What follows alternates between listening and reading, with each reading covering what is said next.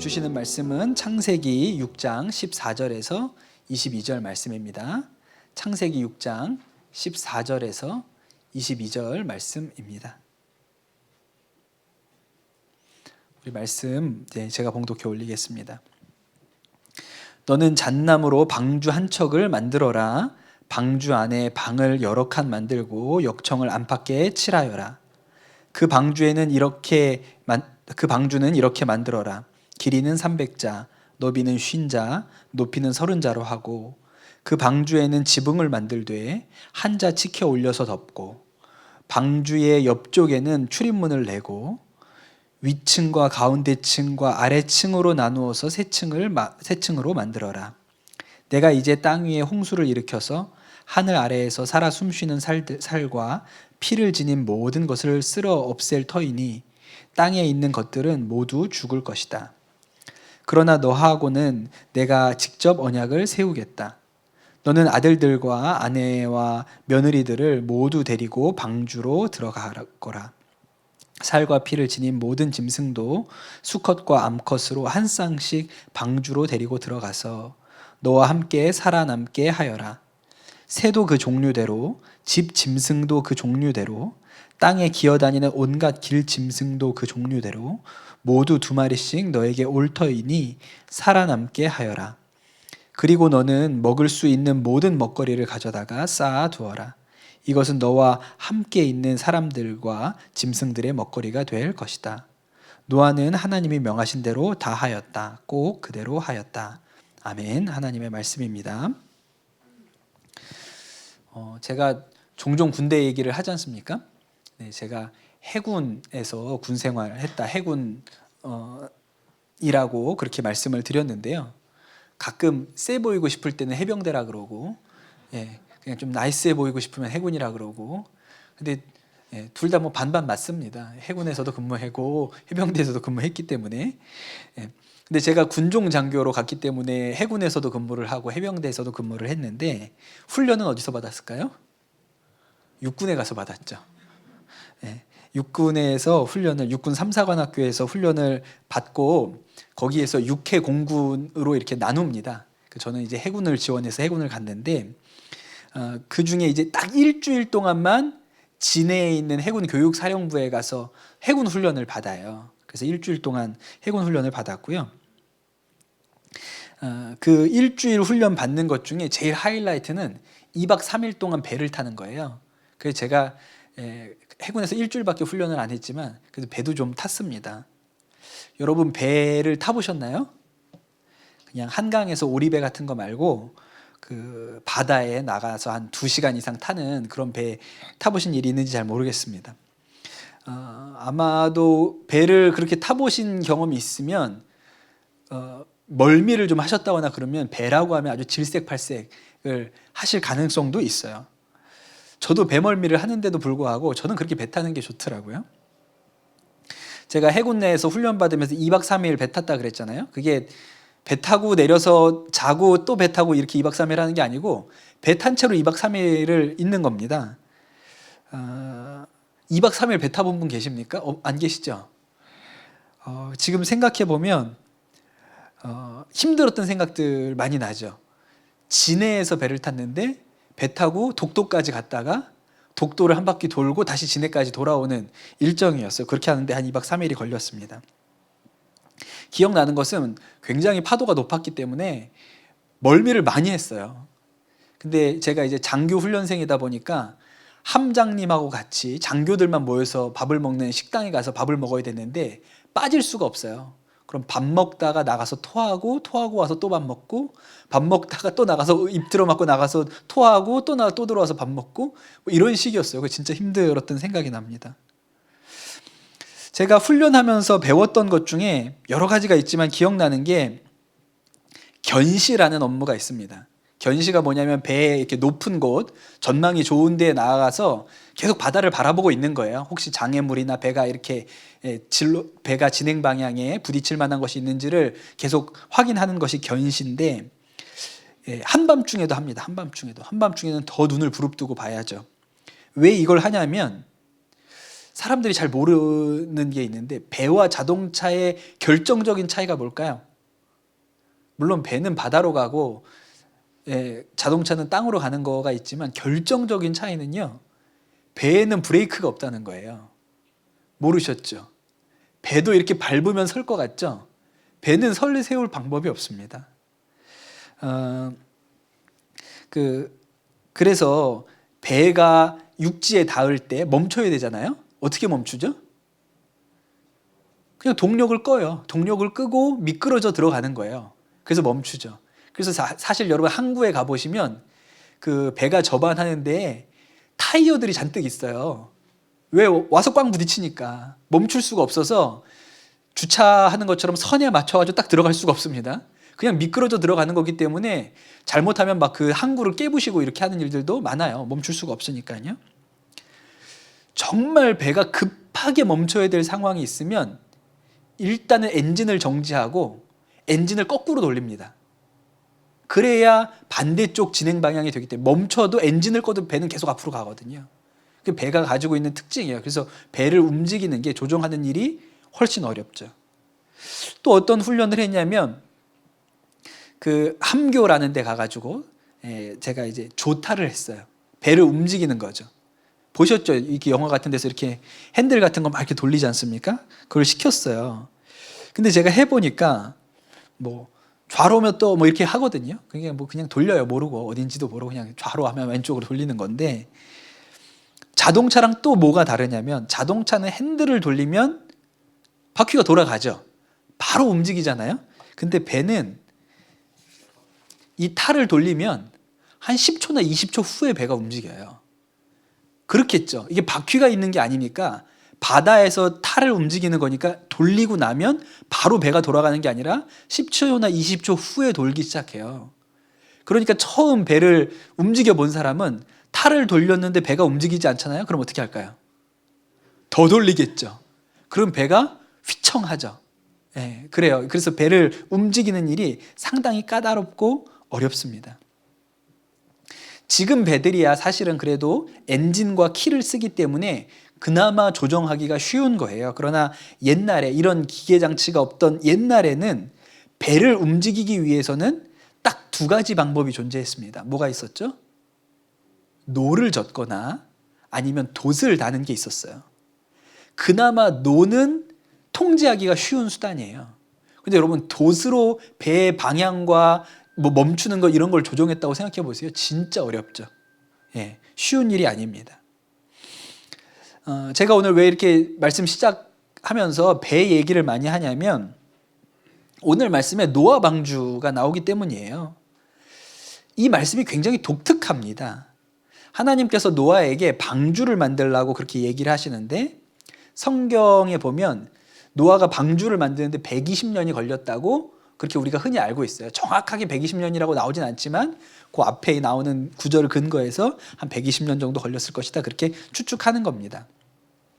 그러면서 하나님이 방주를 만들라고 하시면서 아주 이 방주 만드는 일에 대해서 정확하게 가르쳐 주셨어요. 먼저는 여러 칸을 나누라고 하셨습니다.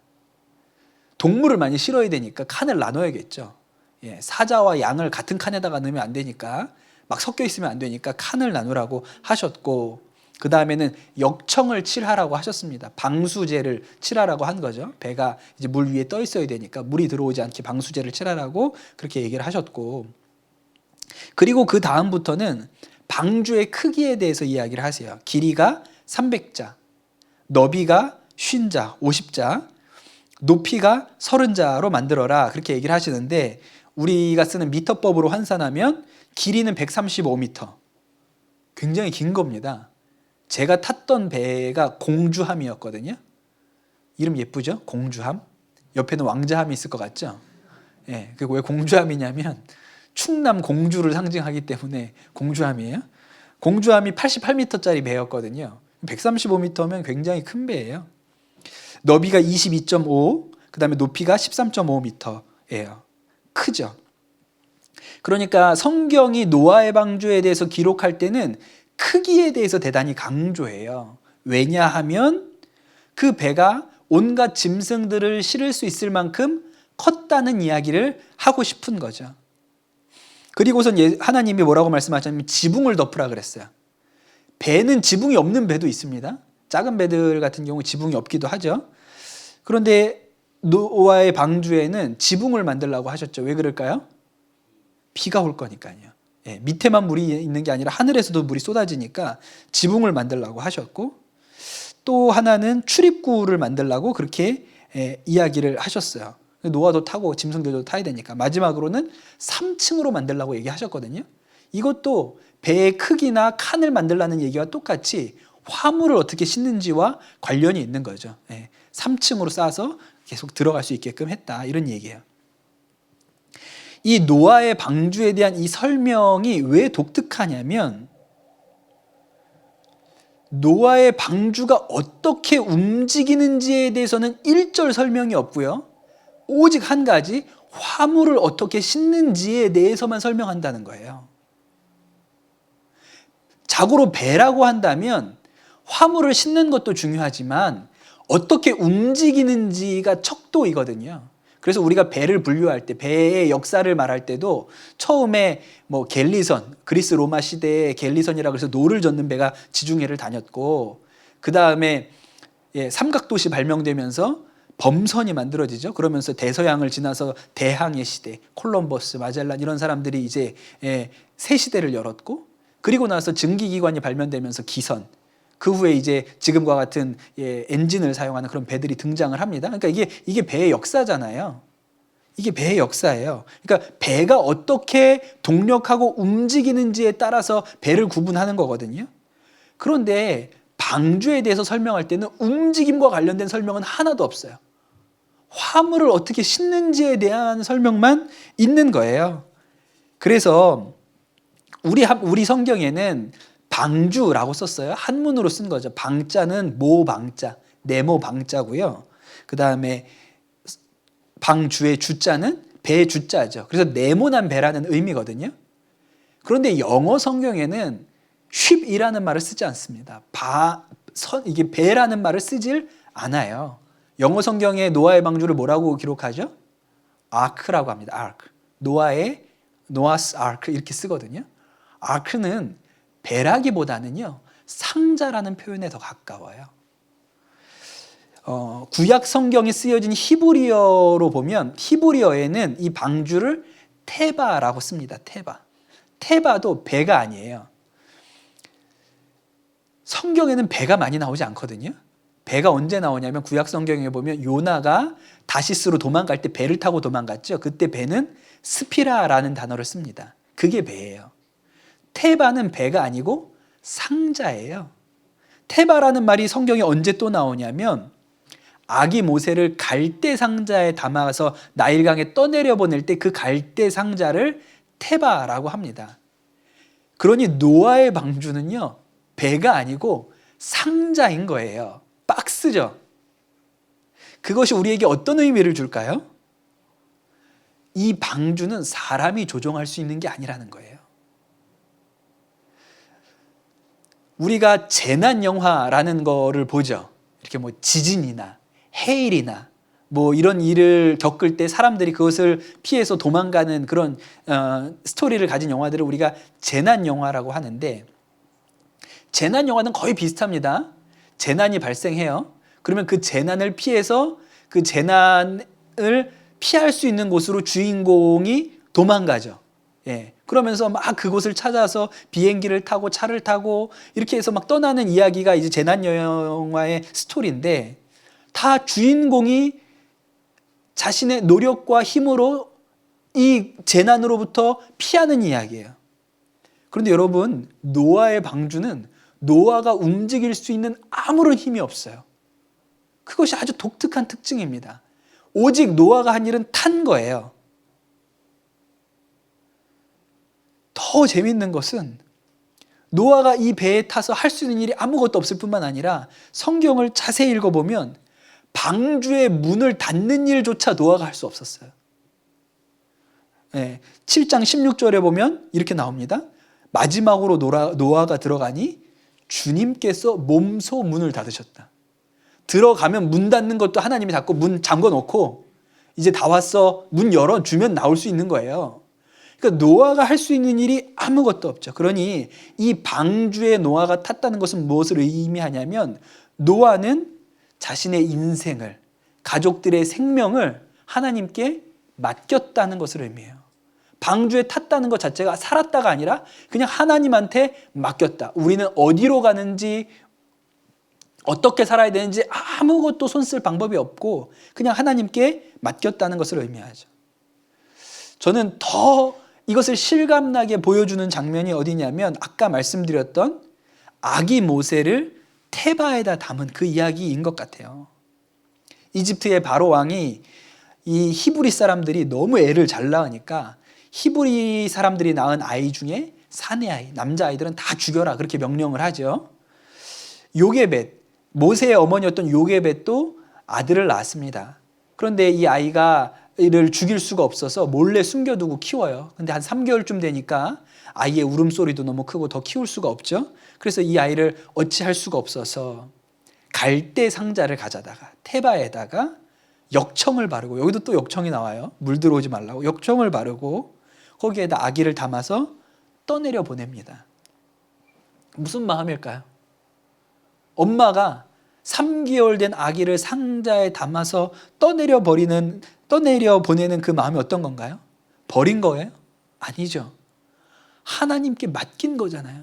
하나님, 제가 더 이상 방법이 없으니 하나님이 이 아이를 구하시고 살려주십시오. 그래서 맡긴 것이죠.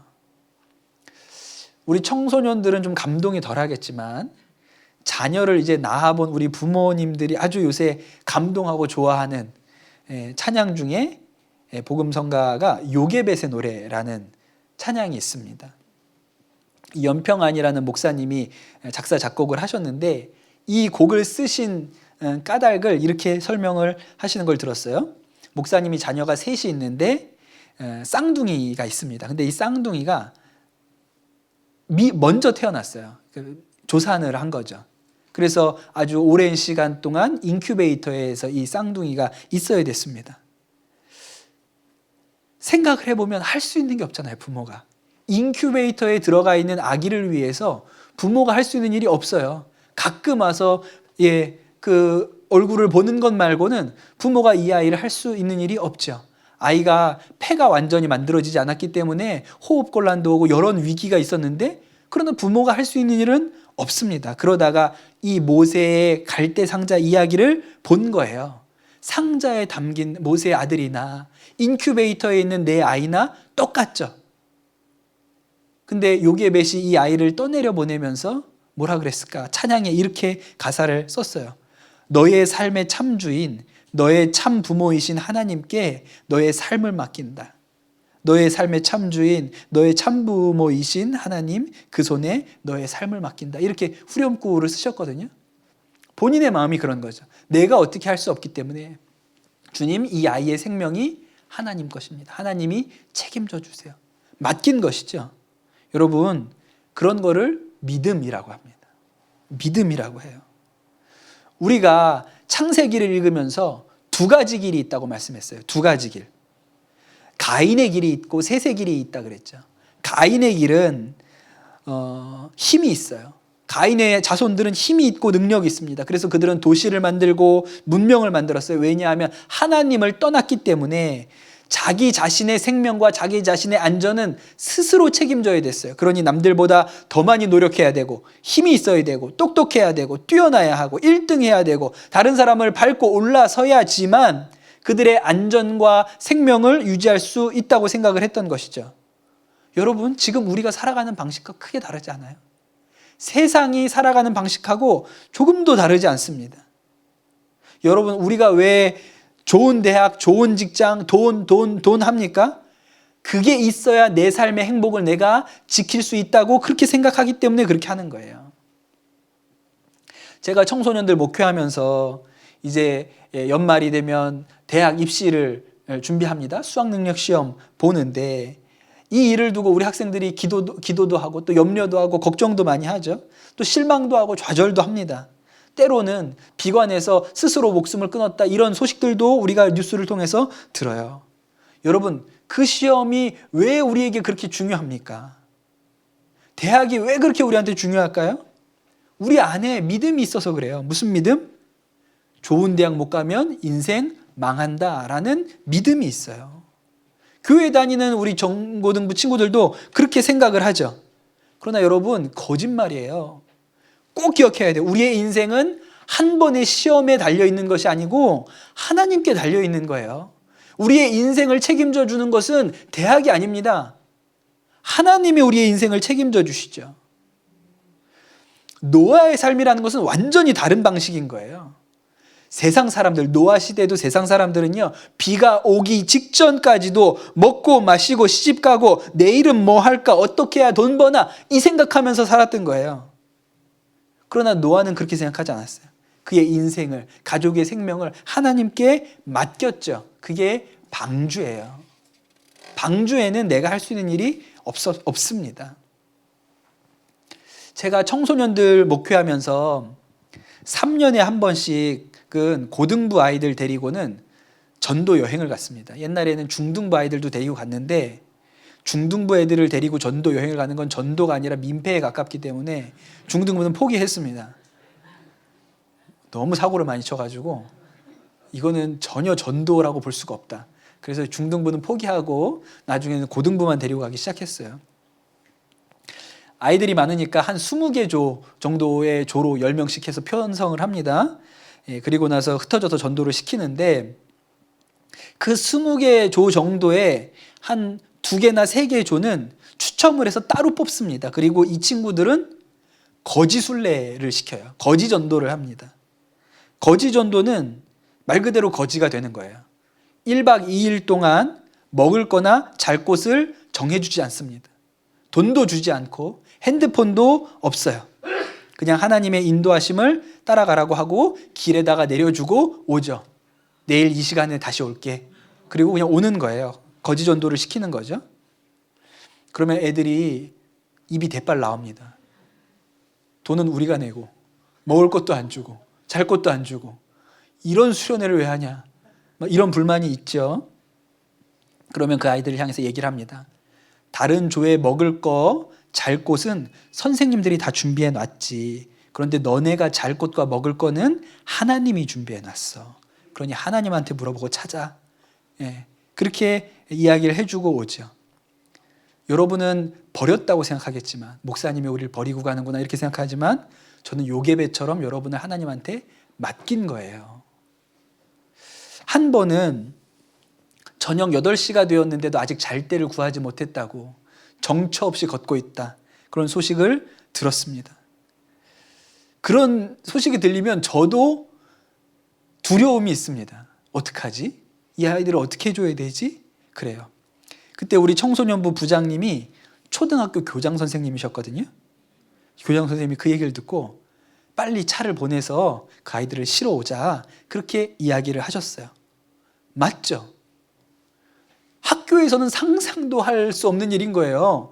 애들이 8시가 됐는데 잘 데가 없어서 10명이 정처 없이 길을 걷고 있다. 교장 선생님이 책임져야 되는 거예요. 저도 제가 책임질 수 있지요. 길거리에 재울 수 없으니까. 그런데 그렇게 하면 아이들 안에 하나님이 역사하신 게 없잖아요. 그래서 제가 얘기했어요. 12시에 데리고 와도 늦지 않습니다. 12시까지 걷는다고 무슨 일이 생기진 않습니다. 기다려보자, 하나님 역사하실 때까지. 근데 1시간 좀 지나서 전화가 왔어요. 잘 곳을 구했다고 전화가 왔어요. 그리고 나서 제가 아이들이 어떤 데를 구했는지를 차를 타고 가봤더니 이 아이들이 너무 신이 나 있는 거예요. 하나님이 기도했는데 잘 곳을 마련해 주셨다고 너무너무 기뻐하고 신이 나 있어요.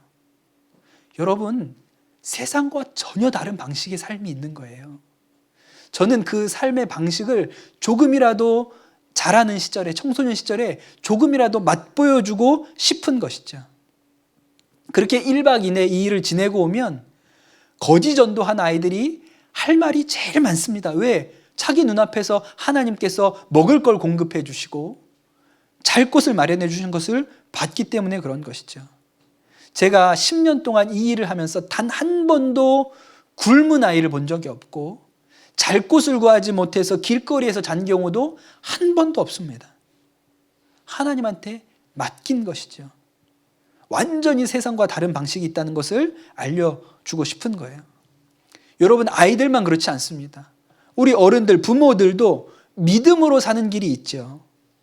그저 세상 사람들처럼 먹고 사는 일, 그저 살다가 그 일에 대해서 온 인생을 드리고 살다가 주일에 와서 예배 드리고 가는 그런 삶 말고 정말 주님께서 만들어두신 방주에 올라탄 인생들이 있습니다. 그런 삶의 방식이 있어요.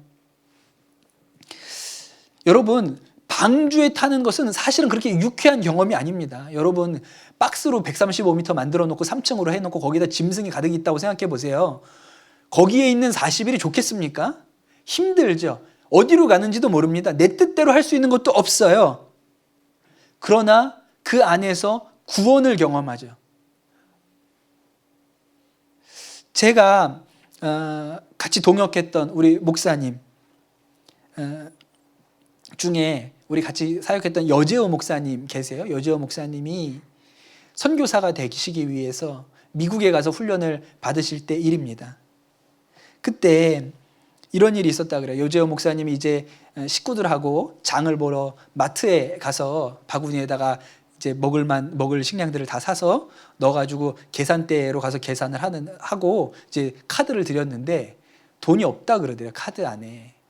선교사님이셨기 때문에 이제 후원자들이 보내주는 돈으로 그렇게 이제 생계를 유지하시는 형편인데 아마 들어왔겠을 때쯤 됐다고 생각해서 이제 음식을 사러 갔는데 없는 거예요. 아직 안 보내신 거죠. 그래서 어쩔 수 없이 들어있는 돈에 맞춰서 물건을 덜어내야 했답니다.